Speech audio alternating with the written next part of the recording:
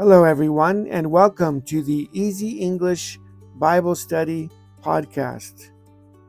My name is David Gray, and together we're going to read the Bible, and I will share some comments in easy to understand English. Okay, let's get started.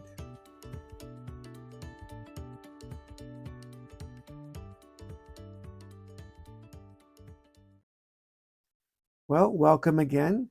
I'm so happy that you're here. And if you are a regular listener, thank you for listening regularly. And welcome to the new listeners. 1, 2, 3. Today, the reading is for the Transfiguration of our Lord. The name for this Sunday is the Transfiguration of our Lord. And the reading is from the Gospel of Matthew, chapter 17, verses 1 to 9. Okay, let's start with chapter 17, verse 1 to 9. Verse 1.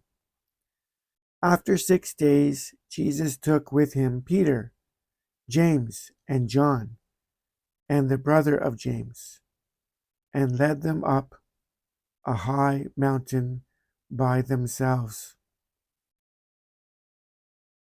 So here we see that Jesus is taking the leaders of the apostles. Not all of them, but the leaders. Okay, verse 2. There he was, transfigured before them.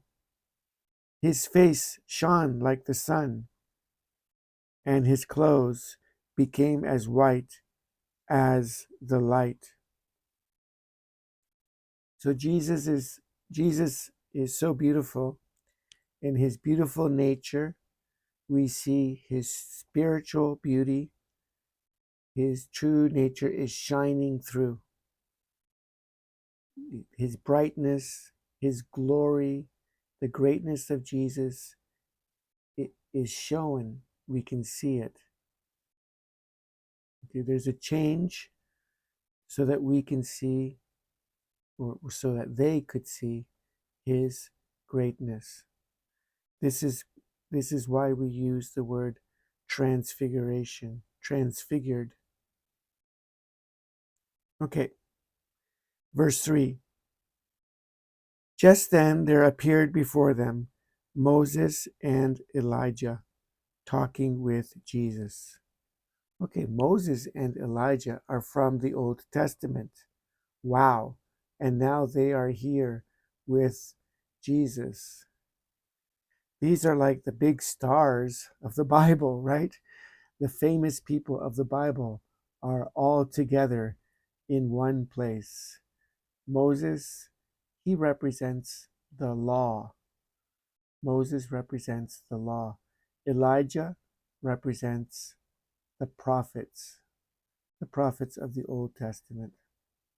And then there's Jesus. So Peter, let's read what Peter says. Verse 4. Peter said to Jesus, Lord, it is good for us to be here. If you wish, I will put up 3 shelters, one for you, one for Moses, and one for Elijah. So Peter is all excited. He wants to make some kind of holy place, sacred place. He wants to make shelters like they are all going to stay. But what happens next? Okay, verse 5. While he was still speaking, a bright cloud covered them, and a voice from the cloud said, This is my Son, whom I love. With him I am well pleased. Listen to him.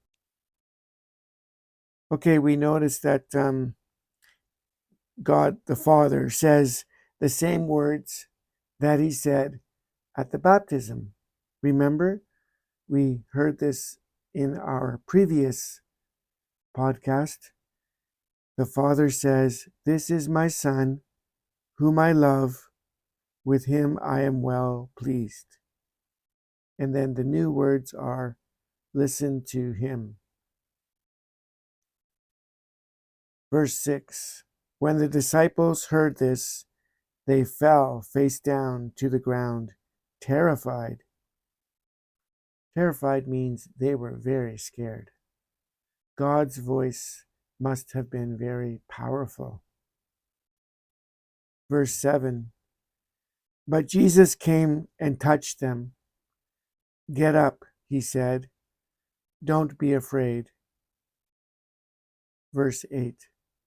When they looked up, they saw no one except Jesus.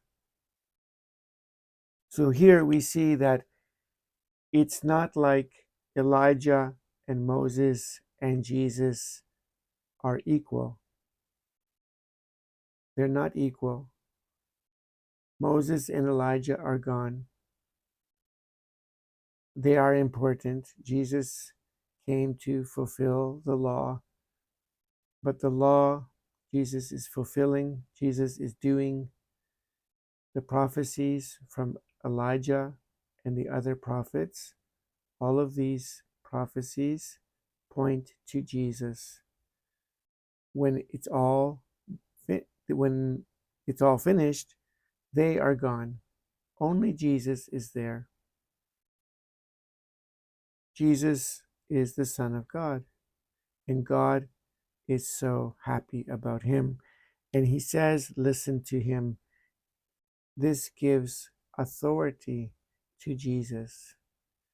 It means that what Jesus says is good.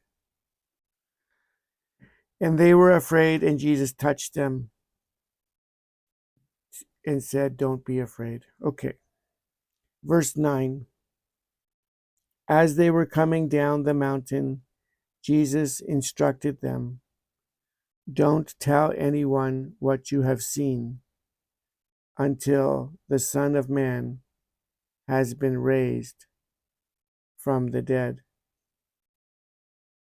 And that's the end of the reading. What a wonderful opportunity this was for Peter, James, John, and the brother of James. Here they are seeing the greatness of Jesus. Here they are seeing how Jesus is connected to Moses and Elijah. Here they are seeing that God the Father is happy with Jesus. And lastly, here they are seeing the transfigured Jesus, his greatness, his holiness, that he is one with God. He's not the same as Moses and Elijah, who were people. Jesus is more than a person. He is a person, but then we see his transfiguration, we see his spiritual greatness, that he is the Son of God. Hopefully, this would help Peter and the other disciples be encouraged about Jesus. And hopefully, it would help them when Jesus dies to have hope of his resurrection. And so, for you and me, what can we learn from this? That's a good question. One thing I'm learning is the transfiguration, the greatness of Jesus. You know, God shows us himself sometimes. Sometimes we see how wonderful God is, the way God works in our lives. And we can kind of get a glimpse, a small view of how wonderful God is. And that can give us encouragement. That can give us motivation that can help us. And so, for me, I want to try to remember the things that God has done for me. And He has done great things. He has healed people in my life who were very, very sick.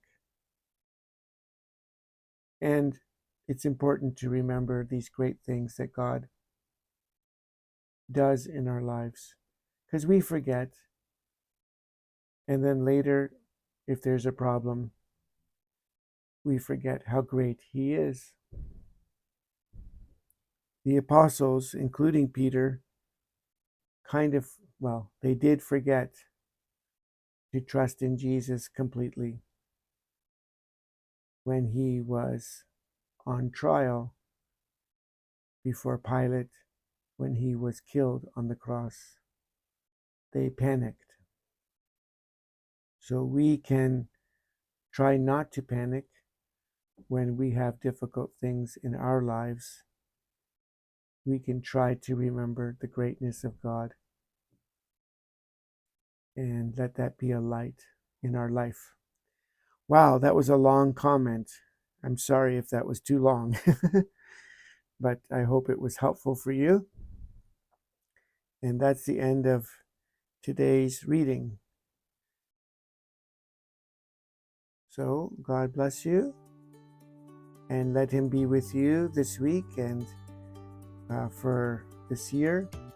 I pray that this reading today is helpful for you, and if you want to tell other people about the podcast, please do. Again, take care and God bless you. Bye now.